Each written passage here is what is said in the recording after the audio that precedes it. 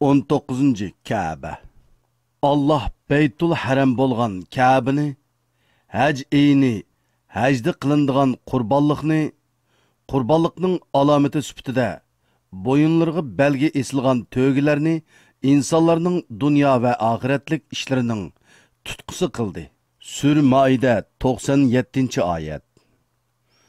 İslam dinining koinot tasavvurida Ka'ba ko'k osmon bilan yer zaminni birlashtirgan ana o'q ustiga yerlishidir.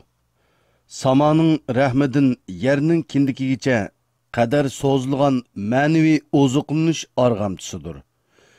Ya'ni Ka'ba yer yuzini osmonga, bu yerni u tarafga, mohiyatni oshqiga, tuvanni yuqoriga, boqiysi yo'qni boqiyga bog'laydigan bir kindik tugmasidir.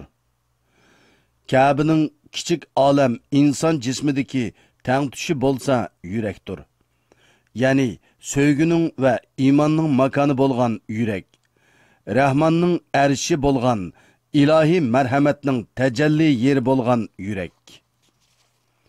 Ka'bani farishtalarning uni tavob qilgan Baytul Ma'murning yer yuzidagi soyisi deb hisoblaydigan egizchi rivoyatlarda Ka'bani tunji bo'lib kimning barpo qilganligi to'g'risidagi savolga ikki xil javob berdi. Birinchisi, odam Allohga ibodat qilsin deb farishtalarning yo'l ko'rsatishi bilan odam otimiz o'z qo'li bilan insho qilgan. Buning dalili bo'lsa, insoniyatning otisining Qur'onda simvollik bir tilda aytilgan jannatdan yer yuziga tushirilish hikoyasiga yoshiringan. Sura Baqaraning 35 va 36 oyatlarida bayon qilinganidek, Odam bilan Havva shaytonning vasvasasi bilan Alloh yaqinlashmanglar degan daraxtga yaqinlashib, uning mevasidan tetib boqqanligi, buning bilan Alloh amriga xiloflik qilganligi uchun ularni yer yuziga tushib ketishga buyurilgan va yer yuzida o'zlarining xalifalik, ya'ni o'rin bosarlik rolini joriy qildirishga buyurilgan. O'rlashni xolisa o'z irodasi bilan o'rlaydi. İnsanның oldida o'z taqdirini tanlashda ikki yo'l bordir. Ya to'g'risini yoki agirsini, ya haqni yoki botilni, ya adolatni yoki zulmni tanlaydi. Tanlagan yo'liga qarta bir oqibatga erishidi. Ya mukofot beriladi yoki jazo. Shaytonmi gunoh qildi, odammi gunoh qildi. Faqat shayton gunohini oqladi va iblis, ya'ni qo'g'lang'uchi, la'natlanguchi bo'ldi. Odam bo'lsa gunohini e'tirof qildi va odam bo'ldi. Odamni odam bo'lishga undigan narsa, ya'ni orzusi uning yitirib qo'ygan jannat edi. U tushirib etilgan shu maqomni seg'inadi. Dunyodagi yolg'izligiga o'kinatdi.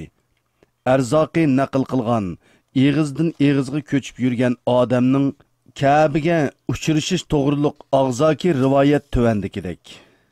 Odam jannatda turganda farishtalarning Baytul Ma'murdagi tasbih va takbir ovozini anglab turadi. Umu bu farishtalarning tasbihatiga jo'r bo'ladi. Tushgandan keyin g'urbatchilik va yolg'izlik azobini birga tortdi. Payg'ambarimizmi bir hadisda kun fid dunya ka abris sabil, bu dunyoda g'erib bir yo'lovchi bo'l degan edi. Odam haqiqatan inson naslining bu dunyodagi uzun safarining tunji zanjiriga vakillik qilguvchi bo'lgan edi. Odam jannatdan jiroqlashtirilgandan keyin Baytul Ma'murni tavob qilgan takbir va tasbih ovozlarini anglayolmaydigan bo'lib qoladi. Hasrat qolgan u ovozlarni yangidan anglash uchun u ovozlarga jo'r bo'lish ishtiyoq o'ti qalbida yalqinjaydi. Shunlashqa Ka'ba odamning mushu ishtiyoqiga javoban Allohning amri va farishtalarning yordami bilan insho qilindi.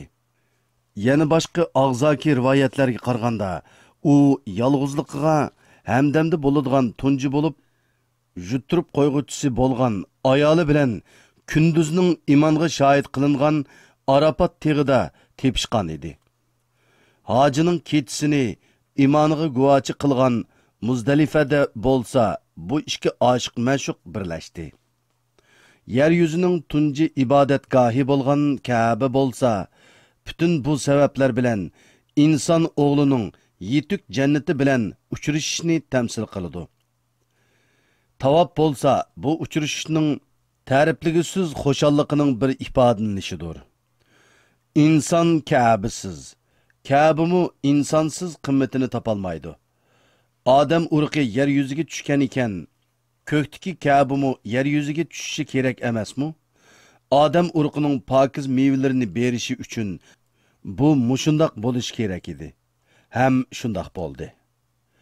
Farishtalarning ruhiga sajda qilish bilan buyurilgan insonmu Ka'baning sababi bilan ruhiga hurmat ko'rsatishni o'rgandi.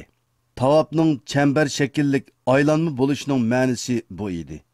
Ya'ni boshlagan yerga kelishi, asli holatiga qaytish, o'ziga qaytish, bir oshiqning pirqirishiga o'xshash o'z kamolat aylanmasini ishga oshirishdir aslida. Namoz o'qiganda har vaqt Ka'baga yuzlangan musulmon tarixni insoniyati bilan birga yashayotgan bir zanjirning kamtar bir halqasi ekanligidan iborat bir tushunchani tirik tutgan bo'ladi. Bu Ka'ba bilan mu'min orasidagi sirliq bir aloqadir. Buning yana bir bog'lanishi bo'lsa, haj ibodati bilan amalga oshgandir. Ka'ba ko'p shakllik jism ma'nosiga ega edi. Hozirgi ko'lami 13, 12, 11 metr bo'lib, mukammal bir küp bo'lolmagan bo'lsa-mu, Hazreti İbrahimning asli insho qilganining bo'lsa, bijrim bir küp ekanligi bir haqiqatdir. Bu haqiqatni Rasululloh alayhi vasallam Hazreti Oyisha onamizga mundoq deb bergan. Yana bir qitim mundoq degan: Agar jamoatning jahiliyat bilan bo'lgan xotirlari texchi saqlanmagan bo'lganida yoki jamoat jahiliyat davridan amdili ayrilgan bo'lmaganida shu Ka'bani o'rib İbrahimning qurgan uli ustiga yangidan qayta solgan bo'lar edim. Tarix bo'yicha Makka vodisini nurg'unlagan sel ofati bosgan ekan. Bularning ba'zilari Ka'bani yiqitqudek kuchlikda bo'lgan. Mana kuchlik sel ofatlardan biri bo'lsa, Yamandan kelgan mashhur Orim kalkuni edi. Milodi 605-yilida Ka'bani yer bilan yakson qilgan bu seldan keyin jahiliyat mushriklari Allohning uyi va Hazreti İbrahimga bo'lgan hurmatidan qusursiz holda Ka'bani yangidan insho qildirdi. Shu yili Jidda yaqinlarida qirg'oqqa petib qolgan bir kemining taqtaylarini setib olib, shu kemining yo'lovchilari ichidagi bir rimliq me'morga Ka'bani soldirdi. Material yetmaganligi uchun Hazreti İbrahimning qurgan hajmidan kichik qildirgan edi. Qisqartgan tarafi Ka'baning Ka'ba uluqi bor tarafi edi. Rasulullohning bu yer Ka'baning ichidir degan oy shakldagi bir tom bilan qo'rshalgan xotim va Hijri İsmoil deb bilinadigan yer.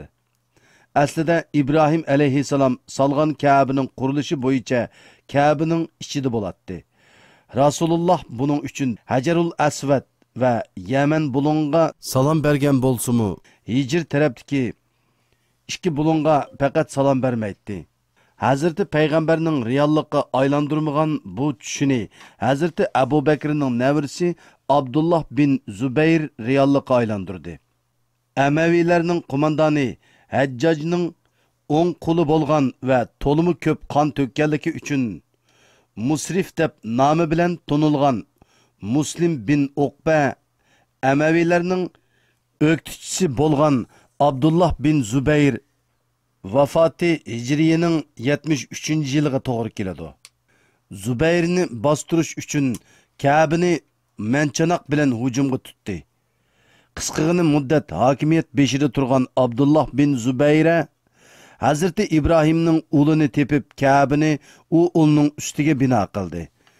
mushriklarning pul topadigan bir ishga aylantirish va pora qilib iste'mol qilishi uchun insonlarning Ka'baning ichiga kirishini cheklash maqsadida egiziltib olgan darvoza bo'sog'isini aslidagi o'rniga, ya'ni yer bilan teng holatga elib keldi. Yana asli Ka'baning orqa tarafida bor bo'lib, etib etilgan orqa darvozasini yangidan ochirgan edi. Ammo ming bir jafoda putib chiqqan bütün bu asliga keltirish amgaklari Amaviylar xalifasi Abdulmalikning qo'li bilan yo'q qilindi va Ka'ba yana shu eski turqiga qaytarildi. Milyonlarca insonning yuzini surtib olish uchun o'zini otadigan bu oddiy sodda va kamtar qurilish aslida tavhidning simvoli edi. Bu kichik qurilish oddiyligi va kichik fe'lligi bilan dunyodagi hech qanday bir san'at asarlari bilan selishtirolmag'idek haqiqiy bir qurilish edi. Uni yangidan barpo qilgan İbrahim alayhissalom qalbidagi tavhid ishqini faqatla mushinchilik toshqa aks ettiralgan edi. Tavhid imoratga aylangan bu qurilishda har turlik zinnat va kulfatdan uzoq turilgan ekan. Bu qurilish uni har qitim ko'rgan kishiga insonning Alloh oldidagi ojizligini yuqori ovozda aytib beradi. Ka'ba insonning Allohning ulug'ligini to'liq ifodalab berolmaydigan bir ojizligini aks ettirishda intayin ahamiyatlik rol o'ynaydi. Ka'ba insoniyatning Alloh uchun qilgan va qilmoqchi bo'lgan har ishining Allohning haqiqati oldida naqadar simvollik va qimmatsiz qoladiganligini tamsil qiladi. İbrahim alayhissalom Allohga qandoq taslim bo'lishning insonga o'rgatilgan holati bo'lsa, Ka'bami taslim bo'lishning imoratga aylangan bir ko'rinish edi. Ka'ba makonning uch taraflik va zaman bilan birlikda oshiqning binosi edi. Bir bino loyilig'ichiga sen qalbingdagi oshiqni binoga aylantir desa, meningcha har qancha qilsimi bunchalik darajada bir bino loyilab qurolmagan bo'ladi. Ka'baning geometriyalik shakli abadiy bo'lganga bo'lgan ishtiyoqning mangulik ekanligini insonning quliqiga ostila shivirlaydi.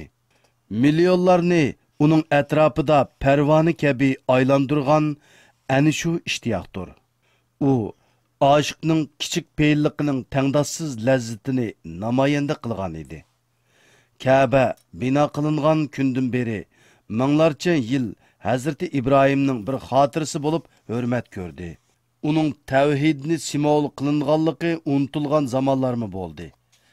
Hazreti İbrahimning qudulari va mu'minlari bo'lgan jurhumliqlar haramdan olgan ba'zi toshlarga oshirib hurmat bildirib ketgan yerga unimi ko'tirib bordilar. Tunji avlod bularning simvollik ma'nosi borligini biladi. Uningdan keyingi avlodlar atalarning ibodat vaqtida Ka'baga tamsil qilinib, oldiga qo'yilgan va tavob qilgan bu toshlarni ilohilashtirdi. Mana bu arablarda toshlarga cho'qinish odatining tarixiy orqa ko'rinishidir. Odat bilan ibodat orasida, ta'zim bilan xurofot orasida nihoyatimi nepiz bir parda bor. Agar bu parda yirtilsa, tavhidning sherikka, haqning botilga aralashib ketishi nihoyatda oson bir ishdir. Bu hodisa buning eng ro'shan dalilidir. Hazrati İsmoildan keyin Ka'ba jurhumlarning qo'lida edi. Uningdan keyin arablarning tunji otlaridan bo'lgan amaliqlarning qo'liga o'tdi. Shakilsiz va tuz toshlarga cho'qingan arablar tunji suratlik haykalni keltirgan odam sexiyliqi bilan mashhur Amir bin Luhay bo'ldi. Bu Hubal ismlik but edi. Shu davrning İbrahimi shoiri podshohning bu ishni tanqid qilgandan keyin Madinaga surgun qilingan.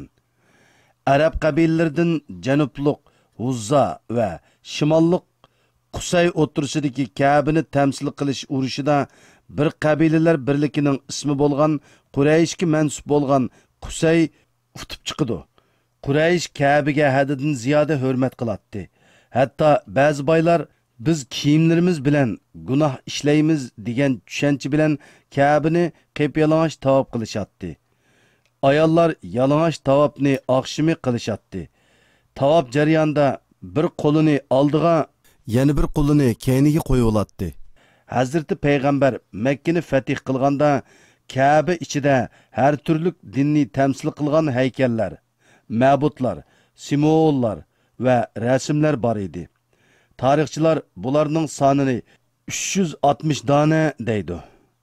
Ishning qiziq tarafi bularning ichida faqat botil dinlarning simvol xarakterlik butlarla emas, yana Hazrati Ibrohimning bir rasmi bilan quchqida Hazrati Ayso bo'lgan Maryam onaning rasmi bor edi. Balki Maryam va Ayso rasmi Kabe'ning qurilishiga loyiha tuzishkichi bo'lgan xristianning xotirasi sifatida Kabe'ga kirgan bo'lishi mumkin. Hatto Hazrati Ibrohimning bir sherik odati bo'lgan. Pal o'qini tortiyotgan holatining rasmini sızgan edi. Mushriklar o'z dinlariga hurmat ko'rsatilish sharti bilan butun dinlarga hurmat qilishga odatlangan bo'lg'achqa payg'ambar alayhissalomdanmi buni talab qilatdi. Agar payg'ambar alayhissalomning elib kelgan dinning simvol bo'lib Kabe'ga qo'yilishiga rozi bo'lgan bo'lsaydi, ular buningdan nihoyatda ko'p mamnun bo'latdi. Chunki buning sababi bilan rayonning eng buyuk tijorat shahri bo'lgan Makkaning tijoriy hajmi yana bir hassa cho'ngaygan bo'latdi. Yana tehi mushriklar butkul bu butlarga hurmat qilishib, hammadan bekrak bir Allohga burundan tortib ishinatdi. Lekin Alloh ularning bu qilganlarini sherik deb, ya'ni haq va botilning sheriklashishi deb qarab, uni tegi bilan qo'shib rad qilatdi. Payg'ambar alayhissalom Makkaning fathida Hazrati Ibrohimning tavhid an'anasini yengilab barliq butlarni yer bilan yeksan qildi. Shuningdan e'tiboran Kabe'da ikkinchi but yo'q bo'ladi. Kabe yengidan tavhidning markazi bo'lgan edi. Xotirjamlik va erkinlikning simvoli. Kabe'ning Qur'ondagi ismlaridan biri Al-Baytul Haram'dur. Haram ham uning cheqilg'ili bo'lmaydiganlik o'rniga hamda qutluqligiga dalolat bo'ladi. Asosan haram uqumi xiyolimizga keltirgan barliq ma'nolar bilan birlikda sifatlagan narsaning bexatarligiga aloqador bishoratdir. Haqiqatan iymonning axloqiy ma'nosimi amin emasmidi? Shundoq bo'lg'achqa iymon insonga qandoq bexatarlik tuyg'usi bergan bo'lsa, bu sababdan mu'mindan aminlik sifati talab qilinsa, Baytul Harammu aminlik berdi va mu'mindan bexatarlikni ziyonga uchratmaslikni talab qiladi. Uningga Qur'onning bergan boshqa bir ismi bo'lsa, Al-Baytul Atqidir. 22-sura 29 va 33 oyatlar. Birinchi ma'nosi hurlikning namunasi o'ydir. Chunki atiq kalimasi qulni hurlikka chiqarmoq degan ma'noni bildiradi. Payg'ambar alayhissalomning bir hadisida Al-Baytul Atiqning ma'nosini hurlik bilan tushundirganligi mundaq rivoyat qilingan. Allah Kabe'ga Atiq dedi. Chunki uni mustabidlarning hujumlaridan qo'g'dab hur qildi.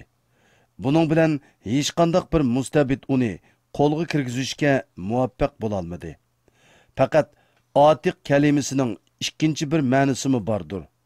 Kona qadimi yoki qadimi bo'lganligi uchun qimmatlik. Boshqa bir ma'nosi ulug', sharaflik, ustun.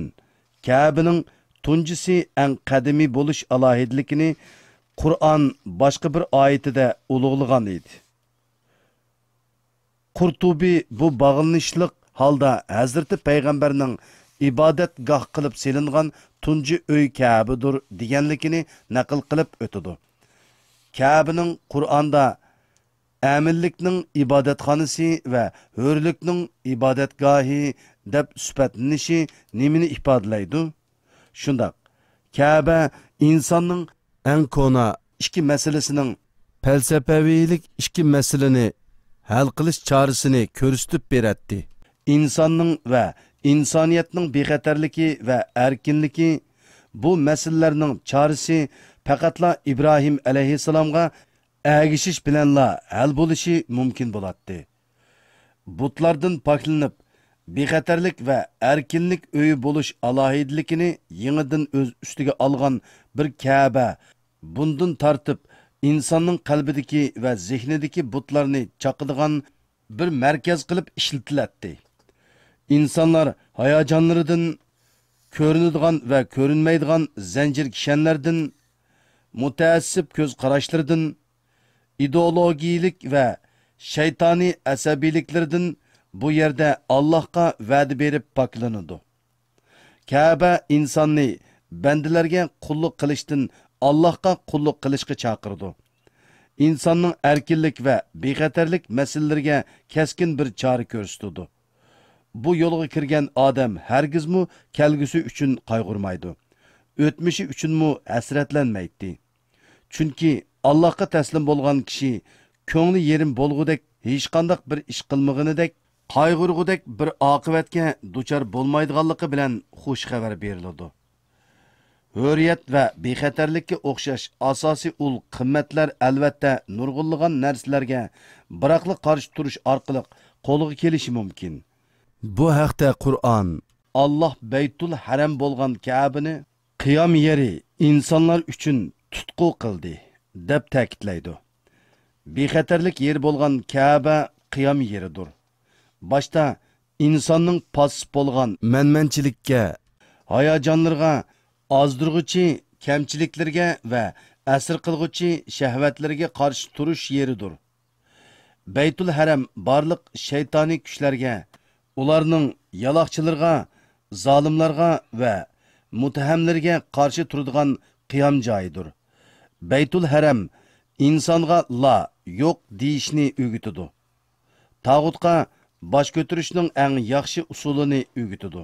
Butlarni chiqishni İbrahimga o'xshash otashga o'z ko'ngli bilan sakrashni o'rgatadi. İsmoilga o'xshash qurbon bo'lishni o'rgatadi. Hajarga o'xshash Allohdan rozi bo'lishni o'rgatadi. Muhammad alayhissalomga o'xshash Alloh bilan qasamki bir qo'limga quyoshni, yana bir qo'limga oyni qo'ysimi o'z davoyim da'vatimdan qaytmayman deyishni o'rgatadi.